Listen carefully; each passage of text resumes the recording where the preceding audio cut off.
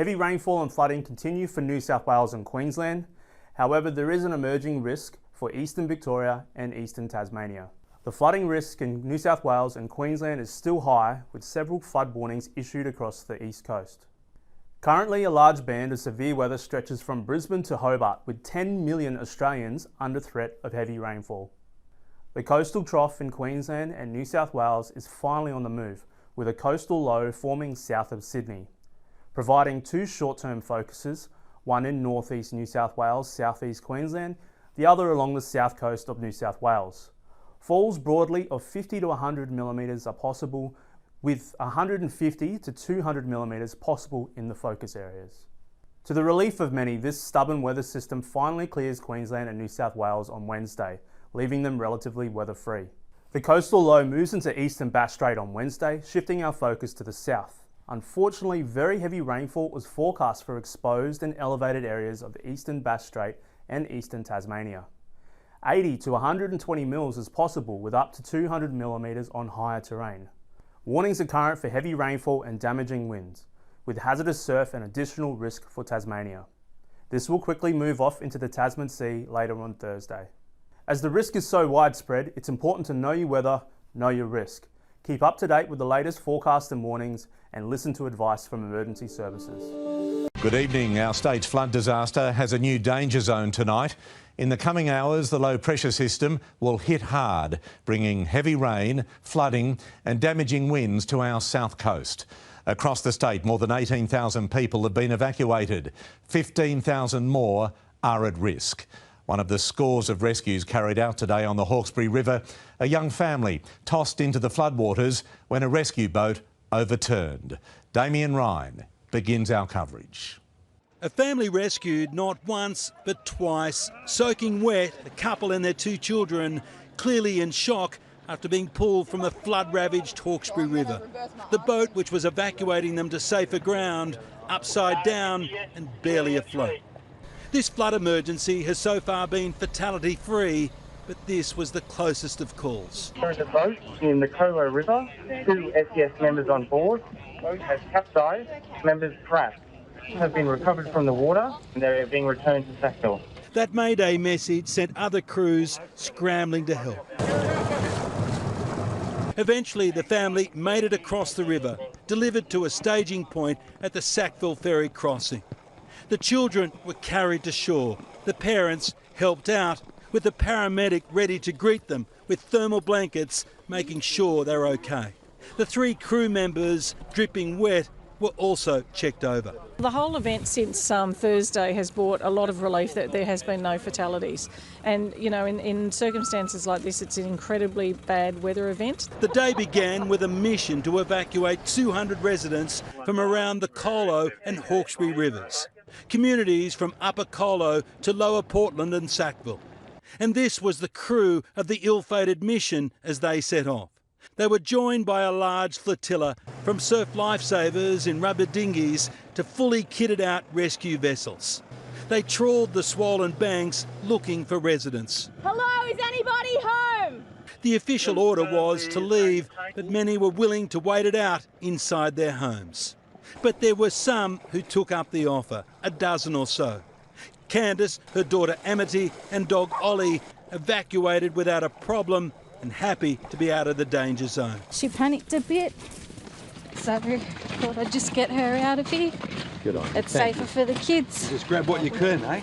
Yep, that's it. They were among the lucky last. A near tragedy in treacherous conditions and a reluctance from the locals across the river to leave their homes made the decision to abandon this mission a pretty simple one. They left behind not only a stricken vessel waiting to be salvaged, but a community cut off from the rest of the world and a family lucky to get out alive. OK, let's go live to Nine's Damien Ryan at Sackville on the Hawkesbury River this evening. Damo, the evacuation orders remain in place. Yeah, Pete, as we go to air tonight, an incredible sight, really. We've got a little bit of blue sky. We certainly haven't seen that for quite some time. But also take a look at this unfolding emergency. These floodwaters aren't going anywhere real fast. And at Wiseman's Ferry, we're told tonight that the flood levels of 1990, that peak, could be reached sometime this evening, so that is quite concerning. So there are evacuation orders for that part of the river. As to today's drama, there are a couple of theories floating around. The suggestion is that there may have been a collision between two of the vessels trying to negotiate this tricky river during today's emergency. The other one is that the boat may have been struck or hit by some of this stuff floating down the river. In fact, we saw a caravan floating down the river today, so anything is possible. But the official line, Pete, everyone is okay and the investigations are continuing. Pete? All right, Damien Ryan at Sackville on the Hawkesbury, thank you. The grip of floodwaters around Richmond and Windsor on the Hawkesbury has tightened, causing misery for people on either side of the river. North Richmond is isolated and communities downstream are now returning to find the damage to their homes is worse than they could ever have imagined. The still waters around Pitt Town are running deep and wide. So deep they have swallowed home after home. We took to the water with local Dave Murphy. We found what's left of his home. I'm absolutely gut-wrenched. Like, it's just, I can't believe it. I cannot believe that I'm looking at my house from sitting in a boat. I always expected sooner or later we'd probably get, maybe a foot or a metre of water through the house. So when I'd done the renovations, I sort of always had that in mind, but never did I ever think this would happen. He moved in with his family 6 weeks ago, his $2 million forever home. This was it before the Hawkesbury claimed it, an immaculate homestead. Now it's drowning in 4 metres of brown soup. What's going to happen when the water goes down? What's going to be left? Oh, I'd expect a bare carcass and, we start again, strip it out. He's lost farming equipment, and even when he tried to find high ground for his motorbike, the river claimed that too. Dave, you put the motorcycle on the roof thinking nothing was going to touch it. Look at it. Yeah, I never ever thought that it'd get wet. Already people in this area are talking about what will happen when the waters recede. That could still take several days. But look at what's going to be left here. Containers, rubbish. We've even just spotted a caravan that's been washed aside. It's going to take a long, long time for all this debris to be cleaned up on both sides of the river. Around 30 kilometres downstream from Pitt Town is Wiseman's Ferry. A shipping container is adrift. It first targets a car ferry. Now watch as a boat heads straight towards the 2-ton steel box, diverting it and averting a collision with more than a dozen houseboats. Simon McQuillan was the man behind the wheel. We just got out there as quickly as we could, got the safety gear on, and we're ready for this kind of eventuation. There are probably thousands of heroes around this community, you just don't see it. Many homes around Wiseman's Ferry are cut off. Tinnies, the only way to get supplies. Out of food, out of fuel. Generators, we've got no power, so we're running a generator and need fuel for the generator. Just doing an emergency run over. And here the SES rescued a team of Telstra workers trapped for 4 days. We had plenty of food, plenty of water. We're running out of beer and cigarettes, so we sort of better get out of here. With no clean running water, we actually collected water from buckets coming off the roof.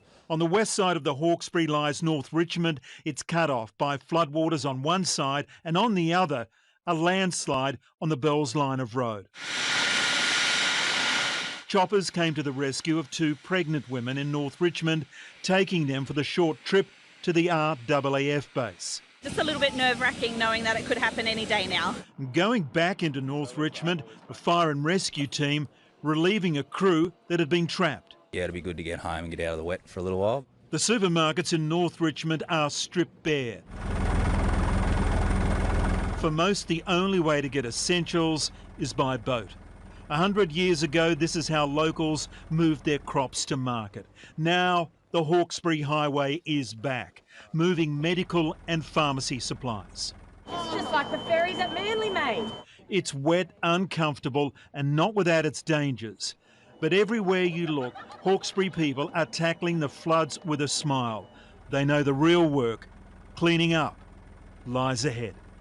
Mark Burrows, 9 News. And the Hawkesbury River is right now peaking at Wiseman's Ferry. Nine's Hayley Francis is there for us. Hayley, just how worried are locals? Well, Pete, it is a tense time. You wouldn't think it, but I'm actually standing at the front of what is normally a golf course here at Wiseman's Ferry. Today it was a launch pad for SES operations. Multiple evacuations were carried out here along the Hawkesbury River. Many homes going under, so many businesses destroyed. But for some residents affected, they have decided to stay. They're watching these water levels very, very carefully. They're now peaking at just over 4 metres, which is the major flood level. So an anxious wait, but many just hoping that the worst of this is over. OK, west now to Picton and Nine's Lizzie Pearl. Lizzie, residents there were under an evacuation warning. Where do they stand as we come to you? They were, Pete, and thankfully that warning is now over. I've just got off the phone from the local boss of the SES here in Picton. He's very much a man breathing a huge sigh of relief as we go to air. That's because the Stone Quarry Creek here behind me has started to recede, but it's been a very nervous couple of days for locals in and around Picton, especially the stores in the heart of Picton. They've had their storefronts barricaded with sandbags for the last couple of days, just waiting and hoping. It got very close today, Pete. It came within centimetres. The creek here peaked at 4.3 metres. When it hits 5, that's when Picton starts to go under.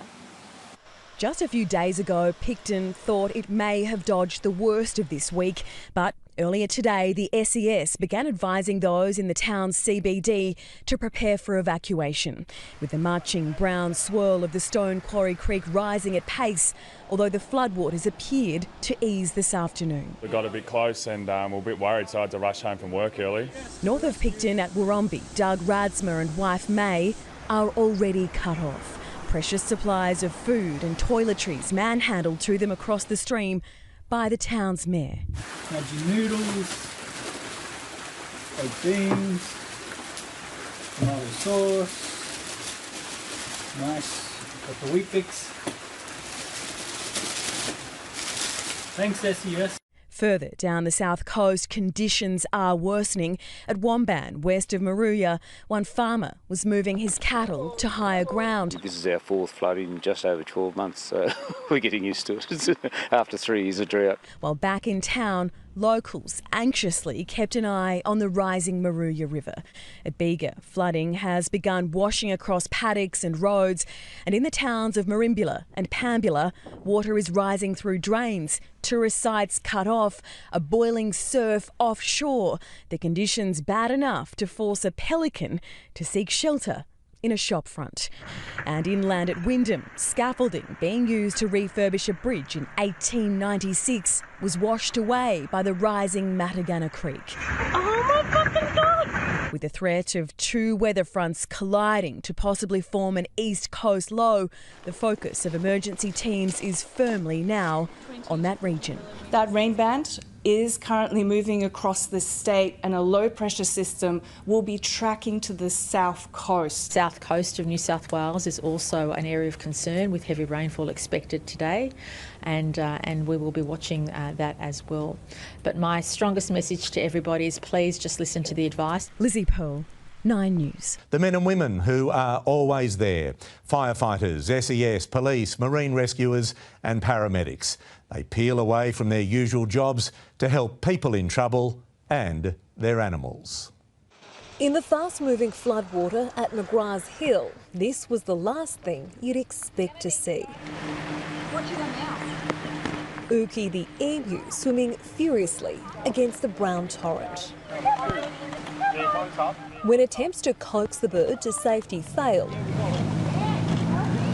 her owner, Paul Zammit, set off in a tinny, returning with Uki on board, carrying her into a neighbour's backyard. She's up and walking around, she's eating some bread and what have you, you know, so she's as good as gold. Just one small chapter amongst all the danger and heartbreak on the outskirts of Sydney. At Londonderry, it's been a 24 hours they won't forget. In the dark, a Blue Mountains SES crew started kitting up. Wetsuits, life jackets, helmets, going from house to house as the river rose. We worked quite quickly to get those people out of the house and to safety. On this mission, walking Beryl Rand from her waterlogged home. started last night. Water rising. I was going to stay. Beryl is a relative newcomer to the riverfront. She's only lived here 6 or 7 years. This is my first flood. There was nothing she could do about the house. Her animals more important. My horses are over the road here. They were safe along with a litter of puppies. The chooks are on their own. Beryl warned the hen house was off limits, told you risk your life going in there. The chickens were left to perch up high. Neighbour Sharina Couchy helped rescue Beryl's cat. She calls this one Lilac. The work of this SES crew went till just before dawn, replaced by another crew, then during the day another.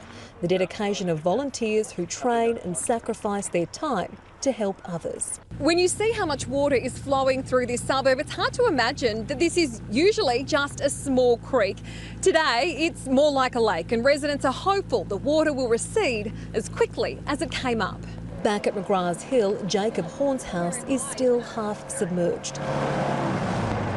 An overturned Aldi truck blocks the flooded road, while a catamaran bobs around in the distance. If it keeps rising, I've got access to the boat to get into the house still to start getting stuff out if I have to. Kate Creedon, 9 News. There are still entire communities on the state's mid-north coast without power or access to services. A slight reprieve in the rain allowed residents in Kempsey to stock up on basic supplies, but many others are still without.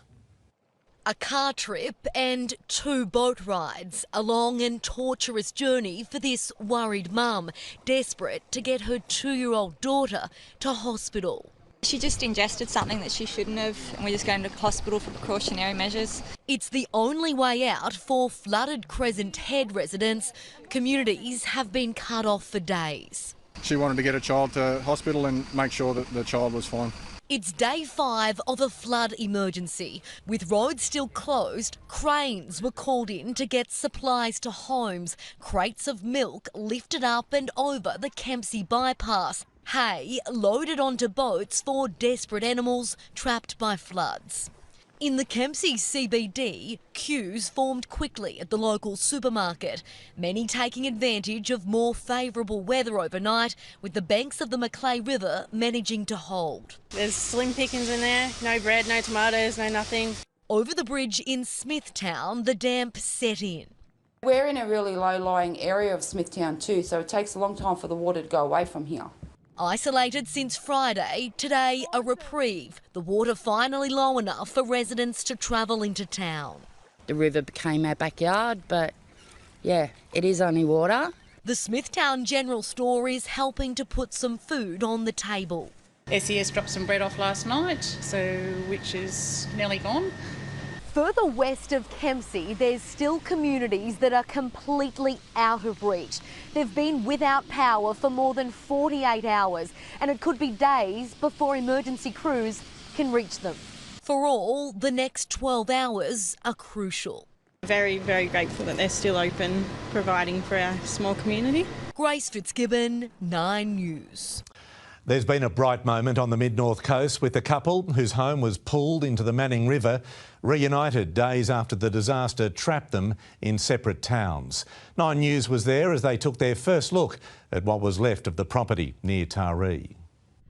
Some costs are too difficult to count, and for Sarah Soares and Joshua Edge, the past few days have been hard. It's horrible to be back. The 3-bedroom home they lived in at Mondrook near Taree swept into a surging Manning River.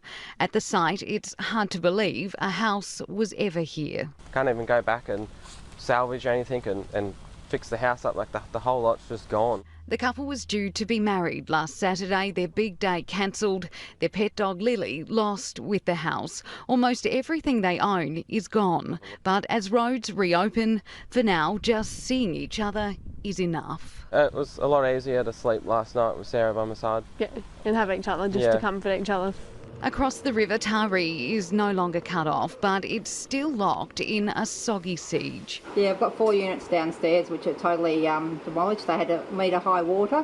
It hasn't come up to this building, I think, for 100 years. This is a children's playground on Taree's ironically named River Road. You can see there is just so much to clean up here, and it can't really get underway until this heavy rain stops. Further north near Grafton, cattle on the move, dodging traffic as it continued to pour. Just get high ground to be safe so we don't have to do it at 3 o'clock in the morning.